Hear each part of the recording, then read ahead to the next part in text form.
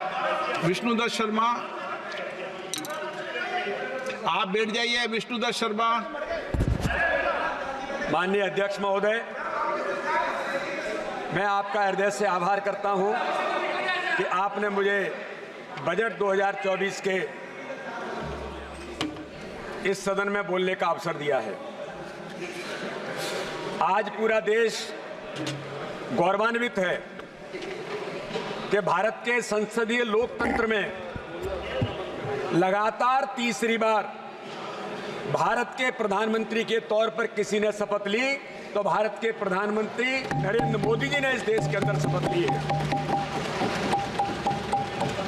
मैं इस सदी के राष्ट्र नायक प्रधानमंत्री नरेंद्र मोदी जी को और हमारी वित्त मंत्री श्रीमती निर्मला सीतारमण जी को इस अभूतपूर्व ऐतिहासिक बजट के लिए हार्दिक बधाई और उन्हें धन्यवाद देता हूं। ये जो बजट प्रस्तुत हुआ है माननीय अध्यक्ष जी, ये विकसित भारत के 2047 के विकसित भारत के संकल्प को पूरा करने का बजट है। अब ये बात अलग है कि मैं अभी इस सदन का माहौल देख रहा था और मुझे उसके बाद बोलने का अवसर मिला है कि देश का विपक्ष केवल नकारात्मक झूठ और छल कपट की राजनीति इस देश के अंदर करना चाहता है। ये दुर्भाग्य है इस देश का कि इस प्रकार का विपक्ष आज इस भूमिका में सदन के अंदर वो लगातार इस भूमिका को प्रस्तुत कर रहे हैं। माननीय अध्यक्ष जी, यह बजट ओवैसी जी को जब वो बोल रहे थे तो वो कह रहे थे कि 17 करोड़ मुसलमानों को इस बजट के अंदर। उपसभापति महोदय, जो घटना हुई 27 तारीख की रात्रि को, इसके ऊपर बहुत सी गंभीर चर्चा इस सदन में हुई है। वास्तव में बहुत दुखद घटना है और इस दुखद घटना में 3 जो बहुत ही होनहार छात्र अपनी जान गंवा बैठे, अब उनके प्रति मैं भी अपनी भावनाएं, उनके परिवार के भावनाओं के साथ सम्मिलित करता हूं, उनको अपनी ओर से श्रद्धांजलि देता हूं। श्रेया यादव उत्तर प्रदेश से हैं, अम्बेडकर नगर जिले से, तान्या सोनी तेलंगाना से हैं, नेविन डेल्विन केरल से हैं। तो ये एक बहुत ही लॉस हुआ, irreparable loss to the families and the nation. इस घटना के बारे में जो जानकारी मिली है, अब ये घटना हुई है, इस घटना में बचाव कार्य भी जो संबंधित एजेंसीज हैं उन्होंने किया है और 28-29 नौजवानों की जान बचाई गई है। बहुत भयंकर घटना, और बेसमेंट में पूरा पानी भर जाने के बाद उन लोगों को एनडीआरएफ ने, दिल्ली पुलिस ने और भी जो एजेंसीज थी, उसमें एमसीडी के लोग भी रहे होंगे, बाकी भी सब, उन्होंने बचाव कार्य किया। अब इस घटना के बारे में आखिर कोई ना कोई जिम्मेदारी तो फिक्स करनी होगी। आखिर ये घटना हुई है तो क्यों हुई है? घटनाएं कई प्रकार की हो जाती हैं, कुछ नेचुरल हैं, उसमें शायद जिम्मेदारी फिक्स करना बड़ा कठिन होता है। कुछ सामाजिक तौर की घटनाएं होती हैं, कई तरह की घटनाओं की चर्चा यहाँ की गई। कुछ थर्ड पार्टी के इंटरेस्ट होते हैं, वो लोग घटनाओं को करने में इंतजाम देते हैं, लेकिन कुछ ऐसी हैं तो जो सरकार की व्यवस्था की कमी के कारण से घटनाएं हो जाती हैं। मैं समझता हूँ ये सरकारी एजेंसीज जो होती हैं उनकी जो कमी रह जाती है, उसके कारण से जो घटना हुई उसमें से एक ये घटना है। क्योंकि जिस बेसमेंट के अंदर ये कोचिंग सेंटर चल रहा था, आखिर तो उसकी परमिशन ये किसी ने दी कि नहीं दी। एमसीडी बिल्डिंग प्लान बनाती है, फायर डिपार्टमेंट जो है वो उसको एनओसी फायर डिपार्टमेंट का देता है, और जो जानकारी मिली अभी जुलाई के महीने में ही, इसी वर्ष जुलाई के महीने में उनको फायर का एनओसी दिया गया, और उसके बाद शिकायतें हुई, उसके बाद भी उसका इंस्पेक्शन नहीं किया गया, क्योंकि स्टोरेज के लिए वो एनओसी दी गई है, स्टोरेज पर्पज़ के लिए, और बाद में वहाँ कोचिंग सेंटर चलता है।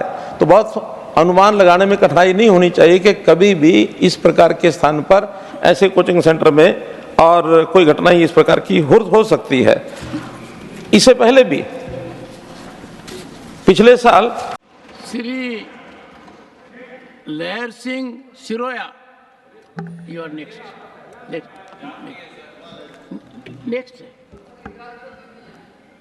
बहुत बहुत धन्यवाद सभापति जी आपका। मैं बजट की बात करने के लिए मैं बहुत तैयारी करके आया था।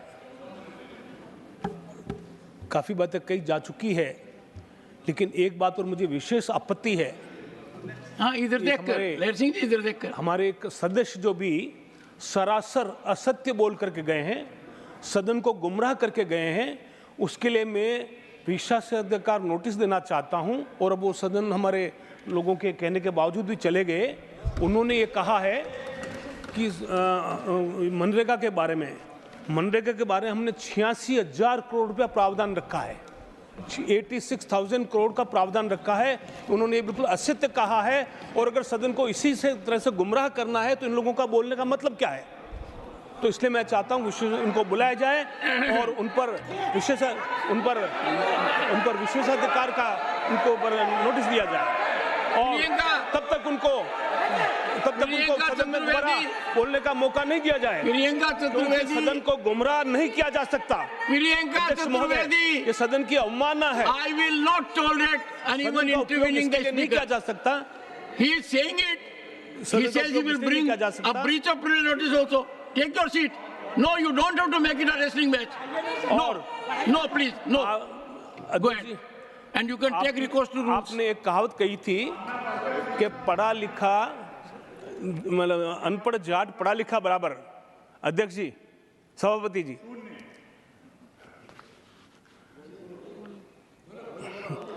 हाँ, लेकिन हम इन पढ़े लिखों को क्या कहें जब पढ़ा लिखा व्यक्ति जानबूझकर असत्य बोलता है, सदन को गुमराह करने का कोशिश करता है। इसका मतलब ये सदन का उपयोग इसलिए करना चाहता है कि वो देश को गुमराह कर सके। look at me. Look at me. तो ये मेरा है। अध्यक्ष जी, मैं आपका आभार मानता हूं कि आपने। और एक बात सुन लीजिए, it is my privilege to look at everyone, but speaker has to look at me only. अध्यक्ष जी, सभापति जी, मेरा सौभाग्य है कि आप विराजमान हैं और आप मुझे बोलने का मौका दिया, उसके लिए मैं पुनः एक बार आपका आभार मानता हूं, क्योंकि मैं आवेश में आ गया था कि उस सदन को गुमराह करने की जो बात थी वो मुझे बहुत चुभी थी।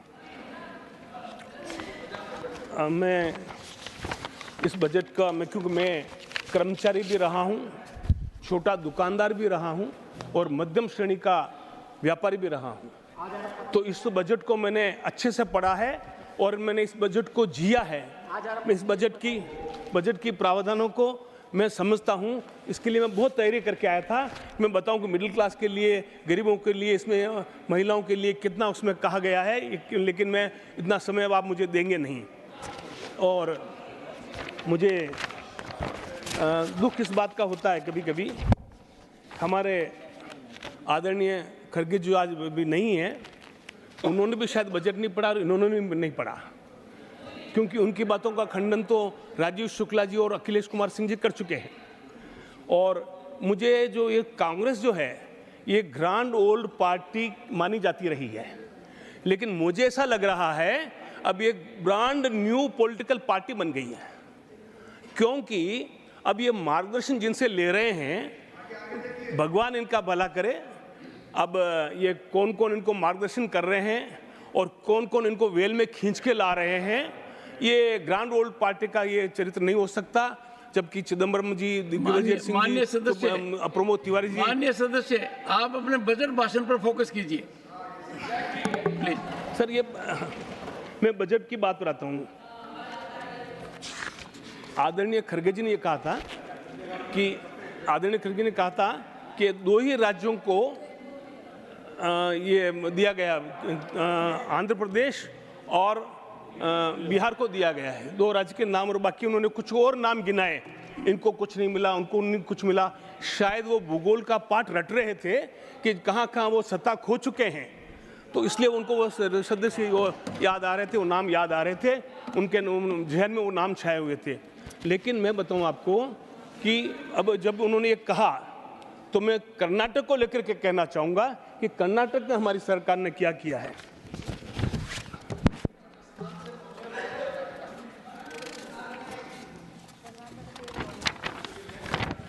राजस्थान तो बहुत से लोग पहुंचे हुए हैं। नहीं, रणदीप सुरजेवाला जी भी राजस्थान गए हुए हैं हरियाणा से, प्रमोद तिवारी जी भी राजस्थान गए हुए हैं। ये पूरा देश एक है। कर्नाटक नहीं, क्योंकि कर्नाटक की बात है ये, और मैं समझता हूं कि आदरणीय खड़गे जी कर्नाटक की बातों को समझ जाएंगे जल्दी, इसलिए मैं कर्नाटक का उदाहरण दे रहा हूं।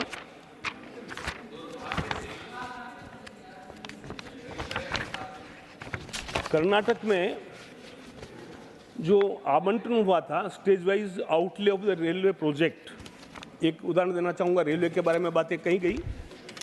कर्नाटक में 2009 से 14 तक में ईयरली एवरेज बेसिस पे 835 करोड़ रुपए 835 करोड़ रुपए स्पेंड किए गए थे 2009 से 14 में एवरेज ईयर में, और हमारी सरकार ने किए हैं एवरेज ईयर में 2023-24 में क्या एक साल में 7,561 करोड़। आप देखिए 9 गुना 9 टाइम्स, और इस बजट में और भी बढ़ा करके 7,559 करोड़ रखा है रेलवे का बजट में। क्या ये कर्नाटक को नहीं गया है आदरणीय सभापति जी?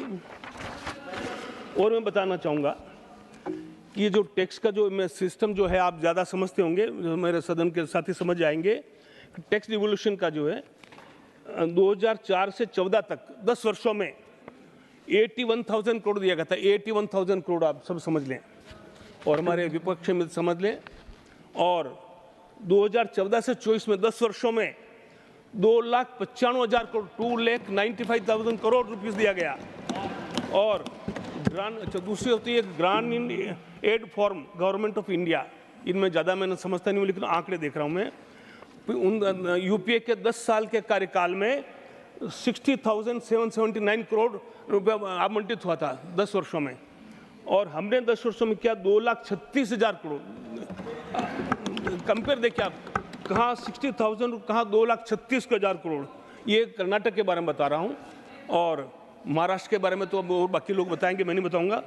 और ये जो release under special assistance sir,